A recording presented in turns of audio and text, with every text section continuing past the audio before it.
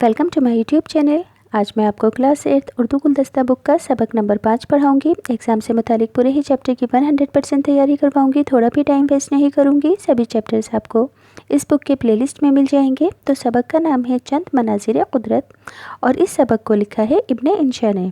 तो पहले मैं आपको इस सबक का खुलासा पढ़ाऊँगी ताकि जिन बच्चों ने इस लेंथी चैप्टर को नहीं पढ़ा है उनका ज़्यादा वक्त बर्बाद ना हो और कम वक्त में ही ये पूरा ही चैप्टर आप बच्चों की समझ में आ सके। और अगर एग्ज़ाम में खुलासा पूछा जाए तो आप खुलासा भी अपने लफ्ज़ों में लिख सके।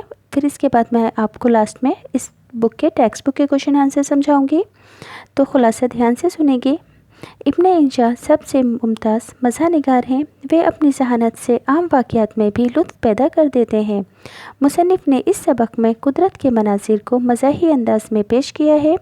मुसन्निफ़ का कहना है कि आसमान की बुलंदी का अंदाज़ा आज तक कोई नहीं लगा पाया। आसमान से गिरते हैं तो खजूर में अटक जाते हैं। यहाँ मुसन्निफ़ ने माशरे यानी कि समाज के लोगों पर तंज़ करते हुए कहा है कि दुनिया में लोग एक मुसीबत से छुटकारा पाकर दूसरी मुसीबत में गिरफ़्तार हो जाते हैं। चीज़ों की कीमतें इतनी ज़्यादा बढ़ गई हैं कि आसमान से बातें करने लगी हैं, लेकिन आसमान और ऊपर उठता चला जाता है। जिस चीज़ की कीमत एक बार बढ़ जाती है वे फिर कभी कम नहीं होती। एक ज़माने में आसमान सिर्फ फरिश्तों की रहने की जगह था, रिहाइश गाह था, लेकिन अब आम इंसान भी आसमान पर जाने लगा। जो लोग आसमान पर नहीं जा सकते उनका दिमाग इतना काम करता है कि वे ज़मीन पर बैठे बैठे आसमान की सैर कर आते हैं। मुसन्निफ़ का कहना है कि हमें रास्ता चलते वक्त आसमान की तरफ नहीं देखना चाहिए। अगर हम सर ऊंचा करके चलेंगे तो ठोकर खाकर गिरेंगे और बहुत चोट आएगी। जो ज़मीन की तरफ देखकर चलता है उसे ठोकर नहीं लगती। अब मुसन्निफ़ ने सितारों के बारे में बताया है और चाँद के बारे में, तो ध्यान से सुनेंगे। आसमान पर तारों की कसरत यानी कि आसमान पर बहुत सारे तारे देखकर मुसन्निफ़ को शक होता है, गुमान होता है कि जैसे मैट्रिक का रिज़ल्ट शाया हुआ हो और तालिब इल्म यानी कि स्टूडेंटों का हुजूम अपना रिज़ल्ट पाने के लिए बेचैन है और चाँद जगमगाकर आसमान की रौनक में इजाफ़ा कर रहा है। चमकते हुए तारे यूँ तो बहुत भले मालूम होते हैं, लेकिन कभी टूट कर गिर जाएं तो मिट्टी में मिल जाते हैं। कोई उन्हें नहीं पूछता। पुराने ज़माने में लोग ईद बकरीद का चाँद देखकर एक दूसरे को सलाम किया करते थे। इस ज़माने में चाँद खामोशी से निकल आता था। फिर ऐसा दौर आया कि लोगों ने आपस में लड़ झगड़ कर चाँद को निकालने की कोशिश की। चाँद मुश्किल में था कि सरकार की माने या लोगों की। इतनी बड़ी कौम के लिए एक दिन की ईद काफ़ी नहीं, कम से कम दो तीन दिन की तो हो। पुराने ज़माने में चाँद सिर्फ ईद का त्यौहार का पैगाम लाता था। जहाँ बिजली नहीं होती थी वहाँ चाँद की रोशनी से ही काम लिया जाता था।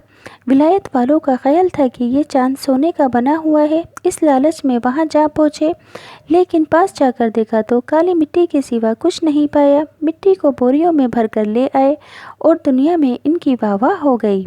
हवा के बारे में क्या कहा है इब्ने इंशा ने तंज़िया तौर पर, मज़ाहिया तौर पर?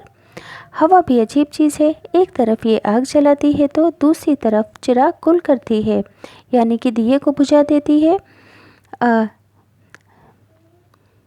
जहाज़ इसी हवा की बदौलत चलते हैं और डूबते हैं। गर्म हवा ना मिले तो लोग मर जाते अगर हवा ना मिले तो लोग मर जाते हैं। खाना ना मिलने पर लोग इतनी जल्दी नहीं मरते, बल्कि हवा के ना मिलने पर फ़ौरन मर जाते हैं। अगर कोई गरीब आदमी किसी गरीब आदमी के पास मदद को जाता है तो मदद ना करने के तौर पर अमीर आदमी का जवाब होता है, जाओ हवा खाओ। पर मदद ना करने पर ऐसा कहा जाता है, जहाँ हवा हमारे लिए फ़ायदेमंद है वहीं नुकसानदेह भी है। कुछ लोग हवा में ऊंची उड़ान भरते हैं और फिर ज़मीन पर आकर गिर जाते हैं। पहाड़ की सरबुलंद चोटियों को आसमान से बातें करते कभी किसी ने नहीं सुना। पहाड़ के अंदर क्या होता है ये बातें राज हैं। कभी पहाड़ खोदने पर चूहा निकलता है। यहाँ मुसन्निफ़ की मुराद ऐसे लोगों से है जिन्हें सख्त मेहनत करने के बाद मेहनत का सिला नहीं मिलता। जो लोग पहाड़ों पर रहते हैं उन्हें मुफ्त में बर्फ़ मिल जाती है। उन्हें फ्रिज की भी ज़रूरत नहीं होती, बचत ही बचत होती है। ایسے پہاڑ جو بہت سر بلندی دکھاتے ہیں، ان پہاڑوں کو کاٹ کر سڑکیں بناتے ہیں اور پھر ان کو جوتوں سے روندا جاتا ہے۔ کچھ پتھروں کو پیس کر سرما بنایا جاتا ہے۔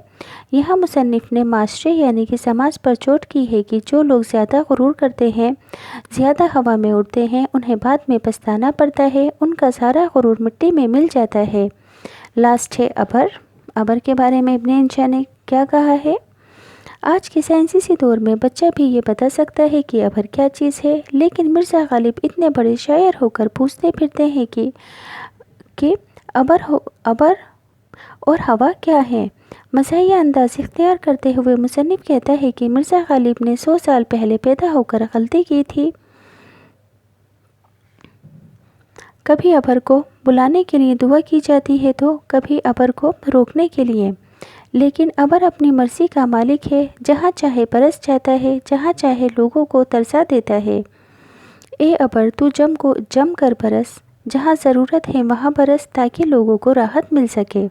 تو پورا ہی چیپٹر میں نے آپ کو پڑھ کر بتا دیا ہے۔ پورے چیپٹر کا کنسیپٹ آپ کا بہت جلدی کلیئر ہو گیا ہے کہ اس چیپٹر میں کیا کیا باتیں بتائی گئی ہیں۔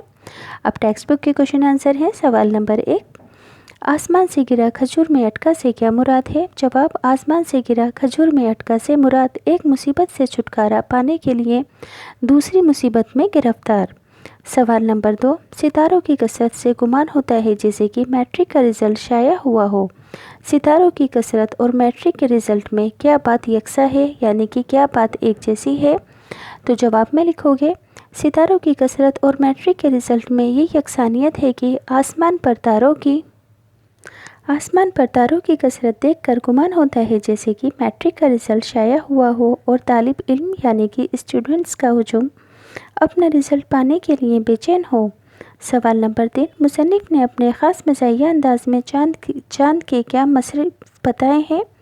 مصنف نے اپنے خاص مزاحیہ انداز میں کہا ہے کہ شاعر اپنی شاعری کے ذریعے چاند سے باتیں کر لیتے ہیں۔ چاند عید اور بقرعید کا پیغام لاتا ہے اور چاند کی روشنی لالٹین کا بھی کام دیتی ہے۔ سوال نمبر 4، اپنی اونچائی پر اترانے والے پہاڑوں اور انسانوں کا کیا انجام ہوتا ہے؟ جواب، ایسے پہاڑ جو اپنی اونچائی پر اتراتے ہیں، ان پہاڑوں کو کاٹ کر سڑکوں پر بچھا دیا جاتا ہے، جوتوں سے روندا جاتا ہے اور کچھ پتھروں کو کاٹ کر چکی میں پیس کر سرما بنا دیا جاتا ہے۔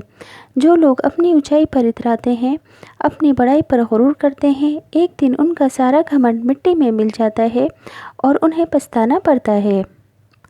سوال نمبر 5، ابن انشا نے ہوا کو عجیب چیز کیوں کہا ہے؟ جواب، ابن انشا نے ہوا کو عجیب چیز اس لیے کہا ہے کیونکہ ہوا آگ کو جلاتی ہے تو چراغ کو بجھاتی ہے، جہاز اسی سے چلتے ہیں اور اسی سے ڈوبتے ہیں۔ سوال 6، ابر کو اپنی مرضی کا مالک کیوں کہا گیا ہے؟ جواب، ابر جس کھیتی پر چاہتا ہے برس جاتا ہے، کبھی تو بے ضرورت ہی برس جاتا ہے، جہاں ضرورت ہو وہاں لوگ ترستے رہ جاتے ہیں، اس لیے ابر کو اپنی مرضی کا مالک کہا گیا ہے۔